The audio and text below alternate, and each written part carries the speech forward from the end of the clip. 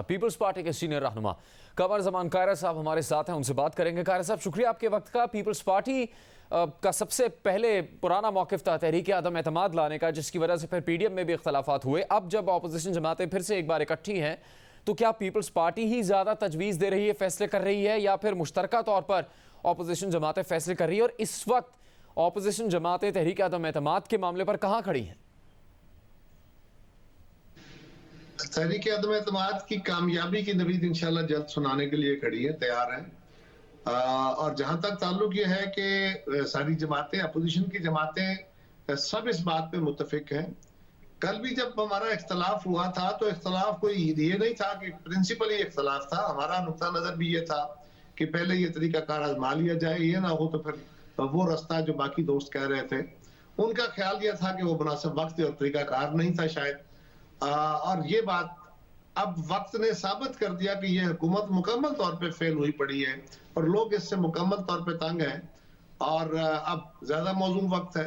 लिहाजा इस वक्त अपोजिशन की जमातें इस पे मुत्तफिक भी हैं और कोई इसमें लीड नहीं कर रहा, सारे इस पे बराबर के शरीक हैं और इंशाअल्लाह ताला मुशावरत से और इज्तिमाई दानिश से फैसले किए जाएंगे और इंशाअल्लाह कौम को अच्छी खबरें मिलेंगी। इस वक्त जो मौजूदा मुलाकातें हैं कमर जमान कायरा साहब, और कल भी बहुत अहम मुलाकातें हुई, आज भी शहबाज शरीफ साहब आसिफ जरदारी की मुलाकात हुई, फिर मौलाना फजल रहमान मुस्लिम लीग के रहनुमाओं से मिले और फिर आसिफ अली जरदारी साहब की तरफ से मुस्लिम लीग के रहनुमाओं के लिए इशाया। इस दौरान भी कोई इख्तलाफ मौजूद है किसी मामले पर? ये बहुत सारा इख्तलाफ नहीं है जी, लेकिन क्योंकि बहुत सारा ये कॉम्प्लिकेटेड इशू होता है ना, कोई इतना सादा सिंपल तो नहीं होता। और फिर हमारा आपस में भी हमने गवर्नमेंट के इत्तेहादी जमातों से राब्ते करने थे, उनके अपने मेंबरान से राब्ते थे और सबको बहुत सारी चीजें उनकी है जो उनको तसल्ली चाहिए होती है या उनको क्लैरिटी चाहिए होती है या बहुत सारी सेंसिटिविटीज है जिनका जिक्र करना शायद मुनासिब नहीं है यहाँ पे। उनके लिए आपको टाइम चाहिए होती है, इसीलिए इसके ऊपर डिटेल मुशावरत हुई है, हो रही है, ताकि कोई गलती ना हो। दूसरी तरफ जिस हुकूमत का हमें सामना है, उनको इल्जाम तराशी करते हुए, उनको हर्जा सराई करते हुए, उनको किसी हद तक जाते हुए बिल्कुल हिचकिचाहट नहीं होगी। यानी मैं आज सुन रहा था फवाद चौधरी साहब का एक क्लिप, चौधरी साहब फरमा रहे थे कि जी मीटिंग के अंदर आसिफ जरदारी साहब ने और शहबाज शरीफ ने तय कर दिया कौन कितने पैसे लगाएगा, क्या होगा और बंदे खरीदे जाएंगे, हमारे बंदों को पैसे ऑफर किया है इन्होंने। मैं हंस रहा था कि इस गवर्नमेंट का ये आलम है कि 2 दिन पहले जो कानून इन्होंने खुद बनाया, जिसके ऊपर सारा मुल्क खड़ा हो गया, इस्लामाबाद हाई कोर्ट ने उसको स्टे किया है, उस कानून के जुमरे में खुद चौधरी साहब आ जाते हैं। कौन साबित करेगा, कहां से, किसने बताया इनको के अंदर क्या गुफ्तगू हुई? इतनी बात, इतने इल्जामात लगा के आप खुद कानून के आदम रोज फंसेंगे। ठीक है कायर साहब, अगर अपोजिशन जमातें हुकूमती अरकान को पैसे ऑफर नहीं कर रही तो क्या ऑफर कर रहे हैं, क्यों वो साथ देंगे आपका? इसलिए कि पाकिस्तान के अवाम का एक दबाव है। इस वक्त पाकिस्तान के अवाम में शदीद गम और गुस्सा है। उन मेंबरान ने कल भी इलेक्शन लड़ा था और सारे मेंबरान इनके साथ नजरियाती तौर पे नहीं थे।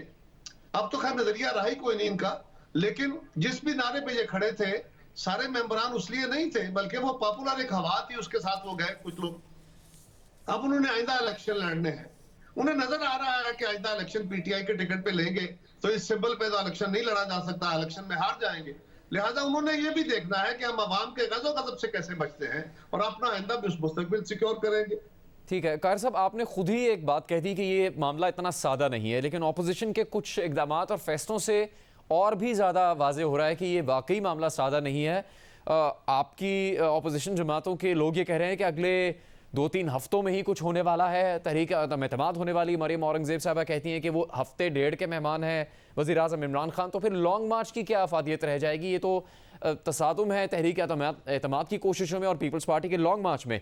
और फिर नून लीग ये कहती है कि हुकूमती अरकान उससे पंजाब में टिकट मांग रहे हैं हिमायत के बदले, तो पीपल्स पार्टी के पास ऐसा क्या है जो वो बदले में दे सकें और फिर ये हिमायत मिले, चूंकि असल काम तो आपने विफाक और पंजाब में करना है।